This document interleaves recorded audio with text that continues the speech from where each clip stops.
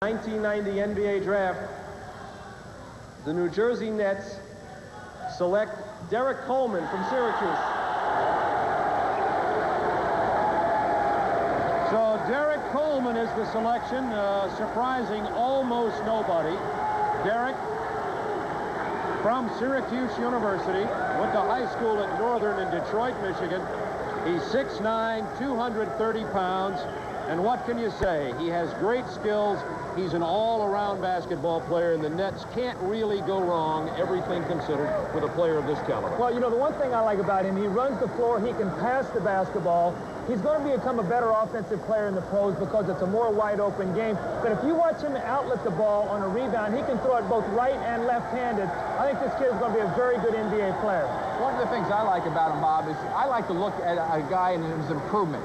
As a freshman, when he starts playing and he goes right on up and keeps improving, you look at his average. He went from 11.9 up to 17.9 in that area. Did a little better with his free throw shooting.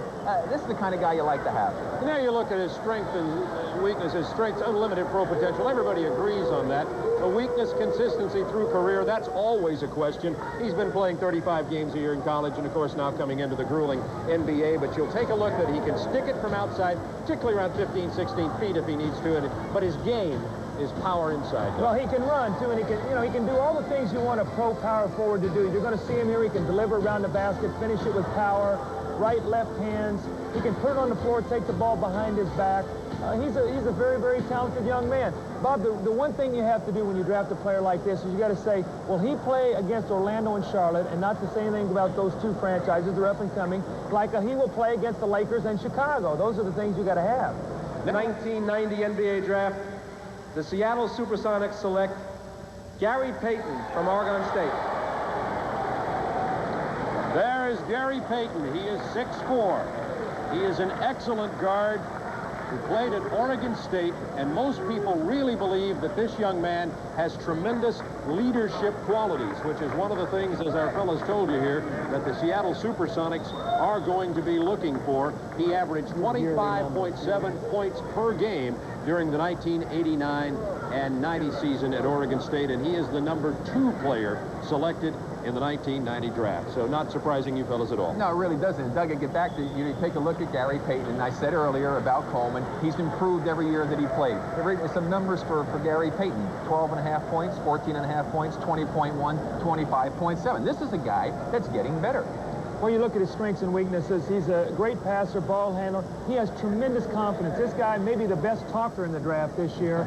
Questionable shot selection, and late in the year he faltered. And a question about why that happened, he said that it was loaded up with 2 or 3 guys in the NCAA tournament. But this kid has got tremendous potential to be an outstanding NBA guard. Well, you just saw there, he can go inside, he can dish it off, he can shoot the ball outside. He also will play some defense. You obviously can see right there, he can handle a basketball, he can penetrate. He's a heck of a basketball player, and the Sonics are getting a great pick, and he's going to help their team immensely. In the 1990 NBA draft, the Denver Nuggets select Chris Jackson from LSU. So the first early entry player to be selected is Chris Jackson, who left LSU after his sophomore season. Chris Jackson was an All-American as a freshman, an All-American as a sophomore. He's hugging Dale Brown, his college coach, and Chris Jackson had said he had learned to respect and appreciate Dale Brown a great deal while he was playing there, and said that when he made his decision, he got a great deal of support from Dale Brown. And he got a great deal here, too, Bob. I can tell you that. Because Doug Moe, I know, really wanted Chris Jackson, but some of the other people were thinking perhaps Scott. Well, in the passing game, with his size, he couldn't be on, I think, a better basketball team to be able to take full advantage of the talent that he has. A very exciting, charismatic guy. They're worried about Adams because of the problems he had with his hamstring. You can see he can shoot the ball off the dribble. One-on-one moves are outstanding. They talk about his weakness, defense. Doug will get him to play some defense, playmaking skills. In the passing game, you don't have to worry that much about how great a playmaker you are. I think he's a very fortunate young man and will be real happy playing for Doug Moe. I agree. The Orlando Magic select Dennis Scott from Georgia Tech. Another early entry player, Dennis Scott, coming out of Georgia Tech. After his junior year, Dennis Scott's decision was whether or not he would be a lottery selection. Well, he is, in fact. He is the 4th player selected. Dennis Scott, one of the best strokes to come out of college in a long time. This man has three-point range. Well, he's a big-time shooter. Now you've got two outstanding players. You've got Dennis Scott and Nick Anderson. Nick Anderson, a rookie last year.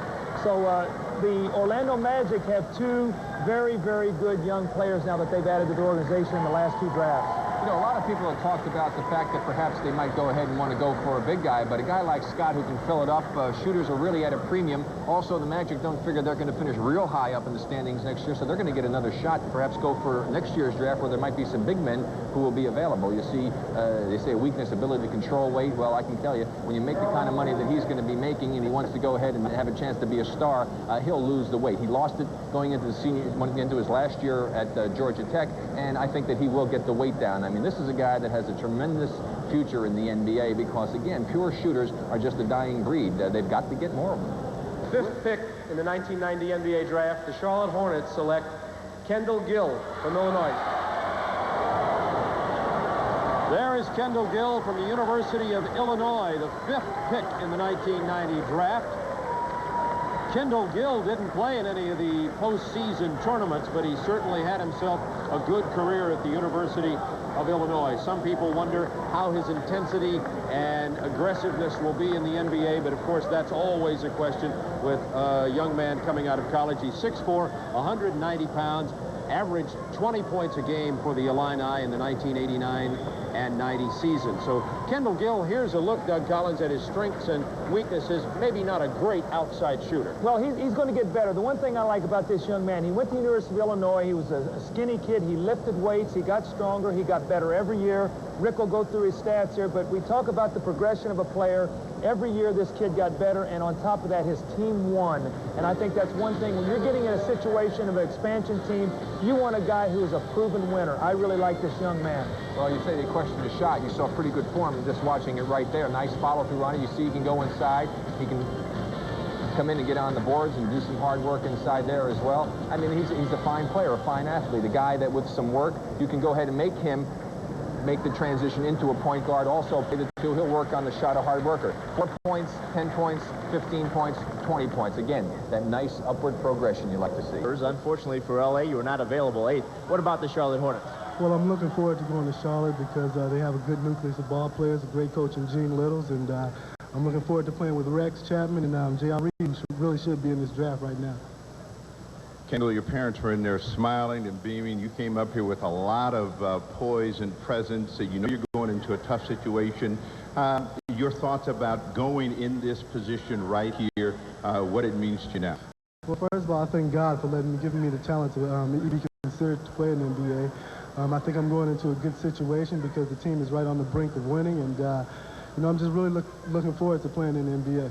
You're going from one hotbed of basketball, Illinois, to another, North Carolina, but you're used to being... Southern High with Simmons was the runner-up, but Lionel, a junior, had made an impression on the seniors. We looked upon Lionel as our, you know, look at that young guy. You know, he was a year behind us, but now, you know, Lionel, hey, he can play. Bo and Hank went west, eventually transferring from Southern Cal to Loyola Marymount, while Lionel decided to stay put after high school, choosing Philadelphia's LaSalle University. You know, I was, you know, beginning to build a reputation in the city, and I wanted to sort of add to that in terms of staying home and having my family be able to come to my games and watch me play. On January 6th of this year, Simmons, Kimball, and Gathers were reunited in Philadelphia. Loyola Marymount was in town to face LaSalle. You know, Hank called all the time, and, you know, y'all better be ready because, you know, we're about to come to town and, you know, work y'all over. To be honest, once they beat us, I didn't hear from them. It was the last time the three would play together. It was March 4th when college basketball was stunned, the day Hank Gathers' heart just gave out. Lionel Simmons, playing in his conference tournament 3 times on the way, got the word of his hope. Kimball would become the central figure. I know he's listening. I just love him so much. And I'm going to miss you, Hank. It was very tough in the beginning in trying to regroup my guys and lead us into the NCAA tournament. That was, you know, really intense. You know, right now, you know, days are a little easier, and I think about him a lot. And there's times where I think about him and I'm real sad. And there's times that I think about him, and I'm really happy for, you know, what he accomplished and that I got a chance to know him. You're often in a position where everything hurts, and you really try to give up, but you look at the person and the individual, and you try to do what he would want you to do, and that was to go into the tournament and to compete well, and you know, both of us did that.